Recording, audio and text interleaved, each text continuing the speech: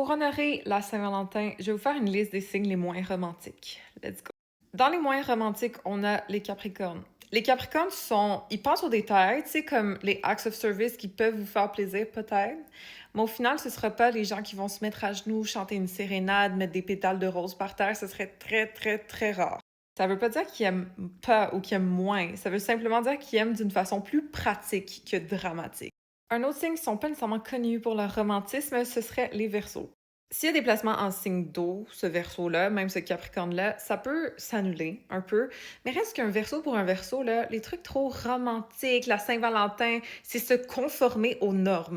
Parce que tout le monde le fait, je dois le faire. Ça marche pas pour les Verseaux. Fait que c'est rare que célébrer la Saint-Valentin, c'est vraiment leur truc. Parce que si tout le monde le fait, ils ont comme vraiment pas envie de le faire. Bienvenue dans le monde des Verseaux.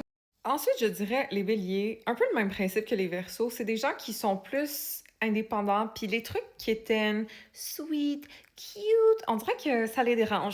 À part s'il y a des placements poissons, des placements cancer, ce genre de choses, mais reste que un bélier en général, ça va aimer d'une façon fierce, pas d'une façon quétaine, cute, romantique, comme c'est moins leur vibe d'habitude.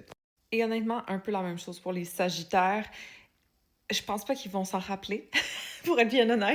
Je pense pas non plus qu'ils ont la patience d'attendre des heures à la caisse pour t'acheter des fleurs. Comme peut-être planifier une activité le fun que vous allez pouvoir faire ensemble, ouais. Mais des trucs trop quétaines, une petite chandelle, un petit souper, tout ça, comme tout le monde, c'est moins la vibe des Sagittaires non plus.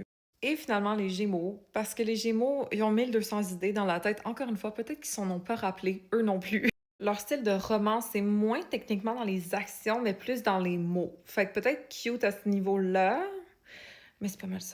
Évidemment, tous ces signes peuvent être romantiques s'ils le décident, OK? C'est juste des prédispositions peut-être moins tournées vers ça de nature.